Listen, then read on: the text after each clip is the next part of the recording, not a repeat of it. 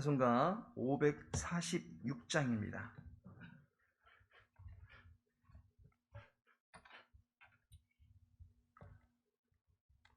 546장입니다. 주님 약속하신 말씀 위에서 주님 약속하신 말씀 위에서 영원토록 주를 찬송하리라. 소리 높여 주께 영광 돌리며 약속 믿고 굳게 서리라. 굳게 서리 영원하신 말씀 위에 굳게 서리. 굳게 서리 그 말씀 위에 굳게 서리라. 주님 약속하신 말씀 위에서 세상 염려 내게 엄습할 때에 용감하게 힘써 싸워 이기며 약속 믿고 굳게 서리라. 굳게 서리 영원하신 말씀 위에 굳게 서리. 굳게 서리 그 말씀 위에 굳게 서리라.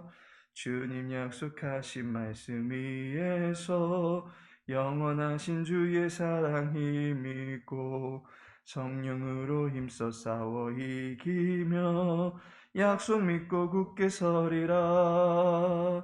굳게 서리 영원하신 말씀 위에 굳게 서리. 굳게 서리 그 말씀 위에 굳게 서리라. 주님 약속하신 말씀 위에서 성령 인도하는 대로 행하며 주님 품에 항상 안식 얻으며 약속 믿고 굳게 서리라. 굳게 서리 영원하신 말씀 위에 굳게 서리. 굳게 서리 그 말씀 위에 굳게 서리라. 열왕기상 2장입니다.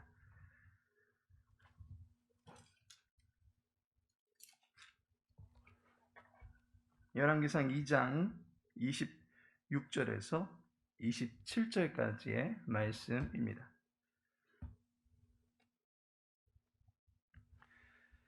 열왕기상 2장 26절, 27절 말씀 우리 함께 읽겠습니다.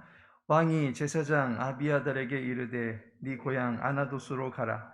너는 마땅히 죽을 자이로되 내가 내 아버지 다윗 앞에서 주 여호와의 궤를 메었고 또 내 아버지가 모든 환난을 받을 때에 너도 환난을 받았은즉 내가 오늘 너를 죽이지 아니하노라 하고 아비아달을 쫓아내어 여호와의 제사장 직분을 파면하니 여호와께서 실로에서 엘리의 집에 대하여 하신 말씀을 응하게 함이더라. 아멘. 오늘 본문의 말씀을 통해서 아비아달을 쫓아내요 라는 제목으로 함께 은혜 나누고자 합니다. 아도니아가 솔로몬에게 왕조를 빼앗긴 것이다 라고 생각합니다. 다윗의 후임은 자기 자신이 되어야 된다라고 하는 미련을 버리지 못하고 영모를 노리다가 결국 처형을 당하게 되었습니다. 그 일이 있은 후에 아비아달 제사장이 소환됩니다. 아도니아가 처형을 당한 상황에서 왕실 분위기가 매우 좋지 않습니다. 아비아달의 소환은 그다지 좋지 않은 상황에서 부름받게 되었다라고 하는 것을 알게 됩니다. 아비아달은 다윗 왕 때부터 줄곧 제사장으로서의 역할을 감당해 왔던 사람입니다. 다윗의 충신이기도 하였습니다. 하지만 솔로몬은 아비아달에게서 죽을 죄목을 발견하게 됩니다. 26절 초반에 보니 너는 마땅히 죽을 자이로되 라고 말하고 있습니다. 그리고 26절 말미에 보니 내가 오늘 너를 죽이지 아니하노라 하고 라고 말씀하고 있습니다. 솔로몬이 아비아달을 처형해야 되는데 죽이지는 않겠다라고 말합니다. 아비아달이 이처럼 솔로몬에게서 화를 산 이유는 아도니아의 일과 결코 무관한 것으로 보이지 않습니다. 왜냐하면 앞서서 아도니아가 왕의 철을 구하자 차라리 왕권을 구하지 그러냐고 밧세바에게 격한 반응을 보이면서 함께 거론되었던 사람이 아비아달과 요압이었기 때문입니다. 이후 단락에 보면 요압은 사형을 당합니다. 따라서 아도니아와 아비아달, 요압은 서로 얽혀져 있는 관계다라고 볼 수 있습니다. 그렇다면 아도니아와 아비아달은 어떠한 연관성이 있었던 것입니까? 우리는 이들의 관계를 열왕기상 1장에서 찾아볼 수가 있습니다. 1장 7절에 보니까 아도니아가 수르야의 아들 요압과 제사장 아비아달과 모의하니 그들이 따르고 도우나라고 말씀하고 있습니다. 여기서 따르고라는 말이 배후에서라는 말입니다. 아비아달이 아도니아를 배후에서 도왔다라는 의미가 됩니다.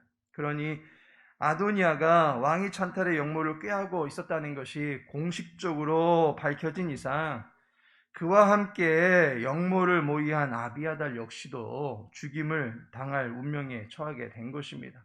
하지만 솔로몬은 그에게 어떠한 형을 선고합니까? 26절 초반에 보니 네 고향 아나돗으로 가라. 너는 마땅히 죽을 자이로되 라고 말씀합니다. 솔로몬이 아비아달 제사장을 죽이지 아니하고 그의 고향 아나돗으로 유배를 보냅니다. 그리고 그곳에서 그가 가진 제사장의 직분을 감당하지 못하게 하였다라고 하는 것을 27절에 말씀하고 있습니다. 아비아달을 쫓아내어 여호와의 제사장 직분을 파면하니, 아비아달은 죽을 수 있었는데 그의 조상 때부터 다윗 왕조를 충실하게 도와온 가문임을 솔로몬이 정상 참작해 주어서 그의 목숨만큼은 살려주기로 했던 것입니다. 이런 아비아달의 생애를 열왕기 기자가 평가합니다. 27절 마지막 부분에 여호와께서 실로에서 엘리의 집에 대하여 하신 말씀을 응하게 함이더라 라고 말씀하고 있습니다. 엘리의 두 아들들인 홈니와 비느하스가 있었습니다. 그 두 아들은 여호와께 드리는 제사를 소홀히 취급하였습니다. 그런데 두 아들의 아비라고 하던 엘리가, 그것도 제사장이었던 엘리가 여호와를 만홀히 여기고 있는 두 아들의 불량한 행실에 대하여 아무런 제재 조치를 취하지 아니함으로 말미암아 여호와께 심판을 받았던 역사를 기억합니다. 그리고 오늘 등장한 아비아달의 경우는 어떠합니까? 아도니아가 여호와께서 지명하여 부르신 왕을 인정하지 아니하고 진짜 왕은 자신이라고 자만과 과대망상에 빠져 있는 것을 보게 됩니다. 그런데 아비아달은 아도니아의 그 잘못된 인식을 일깨워주지 않습니다. 도리어 배후에서 공모를 하고 있습니다. 여호와의 말씀으로 세워져가는 왕조에서 여호와의 말씀과 뜻을 배격하고 있는 아도니아를 배후에서 도왔던 것을 보게 됩니다. 결국 엘리에게 임했던 그 심판을 동일하게 받는 처지에 놓이게 된 것입니다. 결과적으로 나라의 제사장을 폐하는 일이 솔로몬의 감정 섞인 칼바람이 아니라 하나님의 공의로운 심판의 결과였다라고 하는 것을 성경 기자는 결론 짓고 있는 것을 보게 됩니다. 이러한 본문의 이야기를 통해서 우리가 알게 되는 교훈이 있다면 무엇입니까? 바로 하나님의 일꾼에게는 변함없는 충성이 필요하다라고 하는 사실입니다. 아비아달은 다윗이 위기에 처했을 때에 다윗을 목숨을 내걸고 지켜주었던 가문의 후손입니다.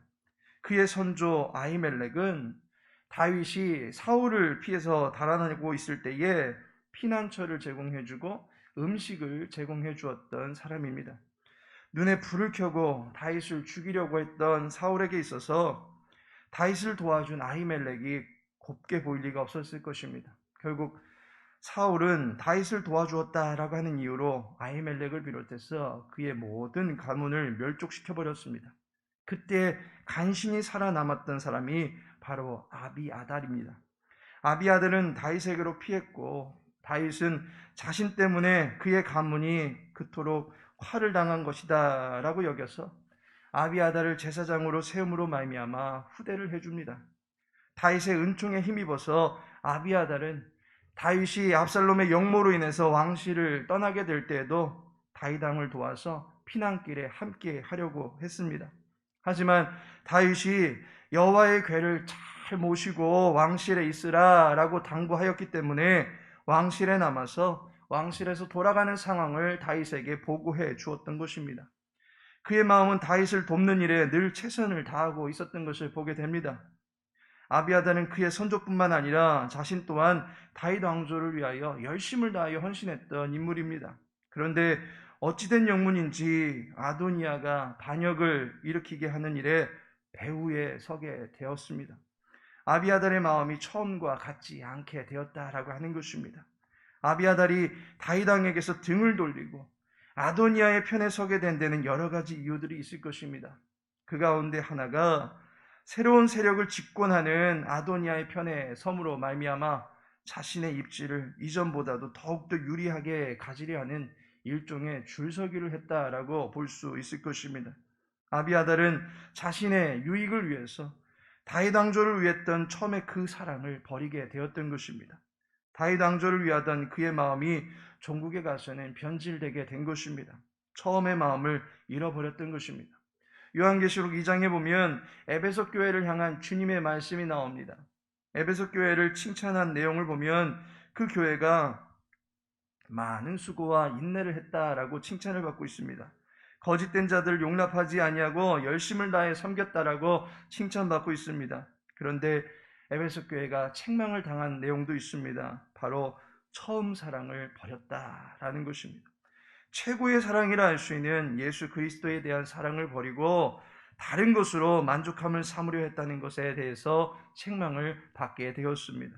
시간이 지나면서 그들의 처음 사랑을 버렸고 처음의 행동과 같지 않았다라고 하는 것을 보게 됩니다. 처음에는 모든 것이 조심스럽게 또한 예를 다하여 섬기게 되어 있습니다. 예수 그리스도를 대할 때 온 마음과 온 힘을 다해서 예배하고 한 구절 한 구절을 아멘으로 화답하며 기도 한 구절 한 구절 속에서도 나의 욕심을 내려놓고 하나님의 나라를 구하는 기도를 드렸던 것을 기억합니다.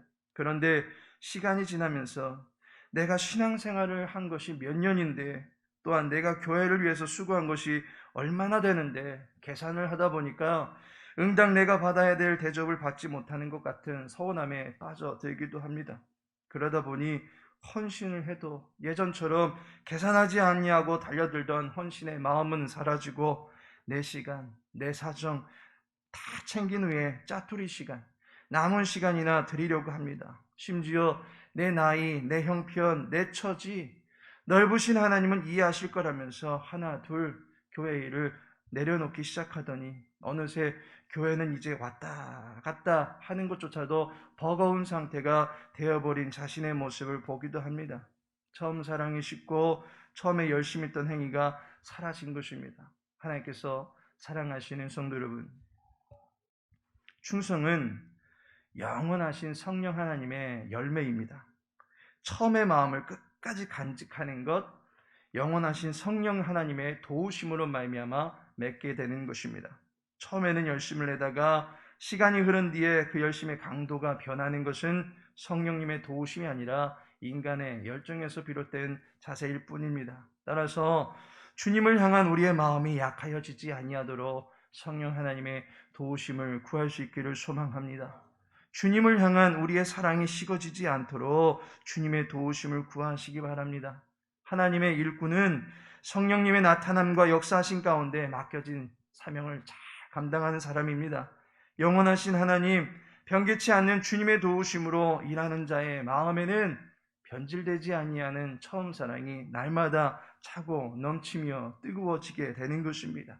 그 사랑으로 늘 한결같이 수고하며 살고자 하는 마음만 가득할 것입니다.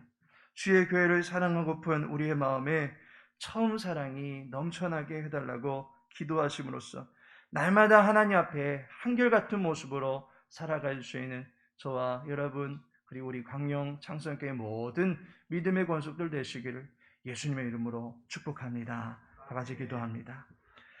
살아계신 하나님, 한 주간을 자족함의 은혜 가운데 살게 하여 주심을 감사를 드립니다. 이 새벽에 주의 도우심을 구하며 나아갑니다. 오늘도 세상의 빛으로 살아갈 수 있도록 도와주시고 주의 이름을 부르며 주의 말씀을 묵상하며 살아가는 경건한 삶이 우리에게 마련될 수 있도록 도와주옵소서. 세상의 여러 가지 어려움과 환난 속에서도 우리의 인내하는 믿음이 약하여지지 않도록 도와주시고 사나 죽으나 오직 그리스도만 존귀케 되기를 바라며 살아갈 수 있도록 도와주옵소서. 하나님을 향한 우리의 사랑이 계산적으로 되지 않게 하시고 나의 나된 것이 오로지 주의 은혜임을 알기에 항상 주의 사랑 안에 머물러 있는 주님의 자녀들이 될 수 있도록 도와주옵소서. 이 새벽에도 기도하는 주의 종들에게 하늘의 문을 열어주시고 육체가 온전치 못하여 도움을 구하는 모든 지체들에게는 치료받을 수 있는 길을 열어주시고 우리의 자녀들은 주의 교양과 훈계 가운데서 아름다운 하나님의 사람으로 자라갈 수 있도록 속히 주일학교의 모든 예배가 마련될 수 있도록 주여 도와주옵소서. 모든 걸 주님께 의탁하며 예수님의 이름으로 기도합니다. 아멘.